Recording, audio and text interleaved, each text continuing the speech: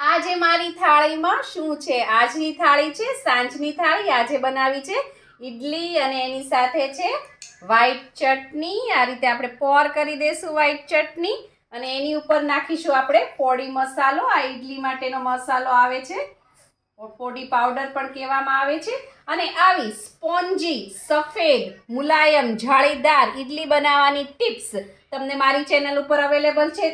તેમજ સાથે સાથે આ વ્હાઈટ ચટણીની લગતી ટિપ્સ અને રેસિપી પણ મારી ચેનલ પૂનમ્સ ફ્લેવર કિચન ઉપર તમને જોવા મળી જશે.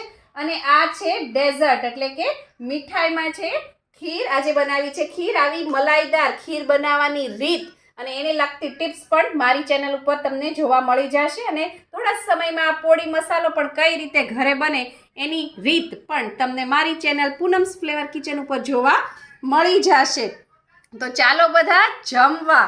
આવી જ આઈડિયા ટિપ્સ અને રેસિપી માટે સબસ્ક્રાઇબ કરો પૂનમ્સ ફ્લેવર કિચનને. Thank you. આવજો.